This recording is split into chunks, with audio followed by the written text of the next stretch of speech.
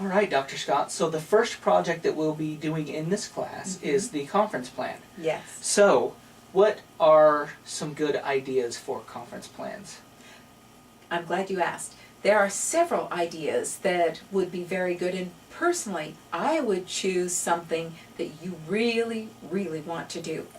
For example, if you're planning a wedding, choose a wedding.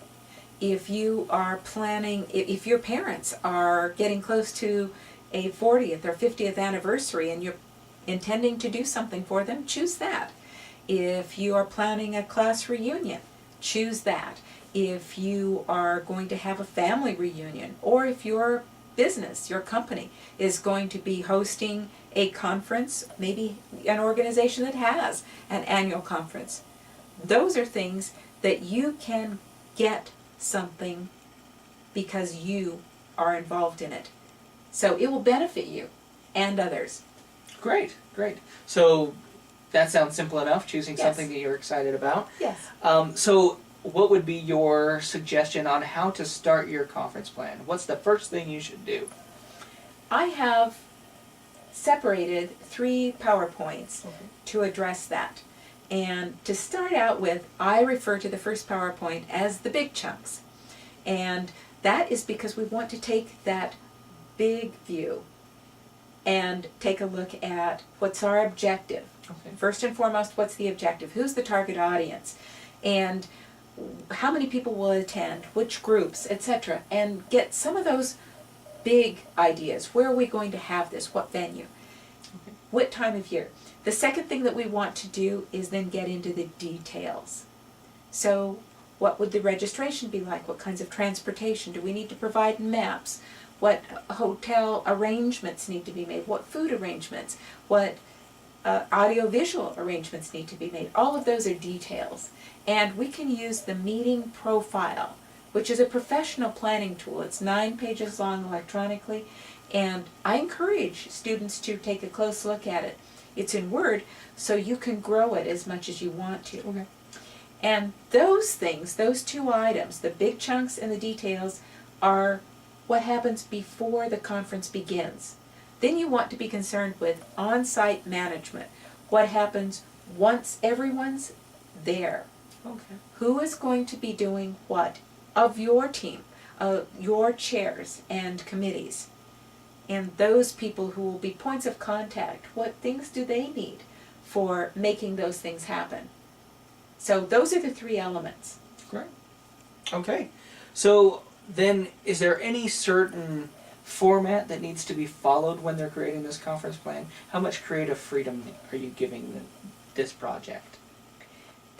Students have quite a bit of creative freedom. Things I would encourage them to be careful about are things like the budget needs to have a per unit cost. Oh, okay. But the budget can be created in any kind of software that I can read, or software that you can use. If you can provide a hard copy or an electronic copy.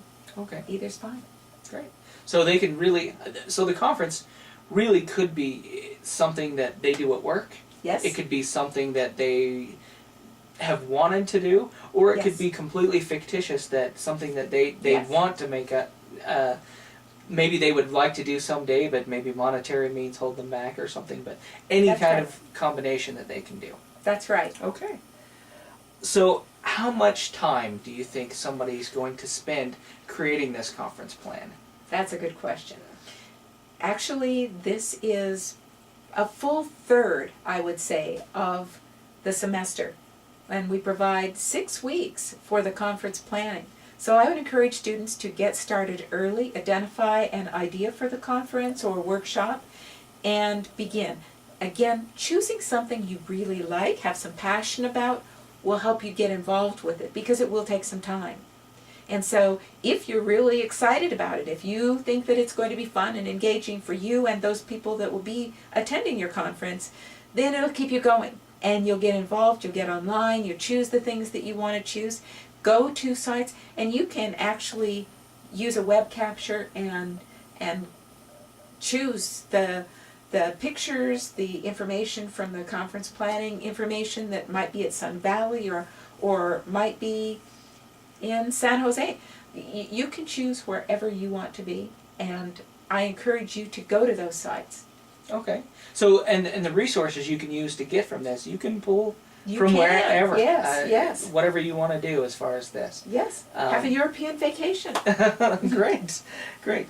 So, I think another important part of this is that, you know, you're teaching people a good skill that they can put on their resume. Absolutely. So, would you like to expand on that? Yes. Once you finish this, sometimes people have said it would be a really good idea to have this be a team project. But if you did it that way, you would learn a piece of it and not the entire scope, the full range of all the elements of conference planning. In this class, and because it's very important to HRTD that you learn conference planning as a skill, as something that you can provide in your own work profile and show others, prospective employers or your current employer, what you can do, you will be able to, after this activity, put meeting planning or conference planning on your resume.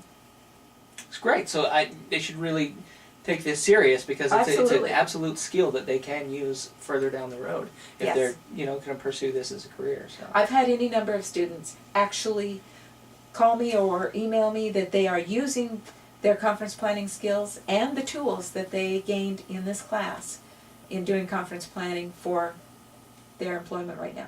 Great.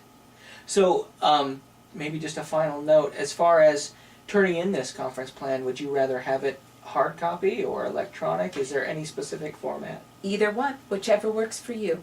Hard copy, electronically, or parts of each. It's fine, however you want to do it. Great. Well, thank you for your time. My pleasure.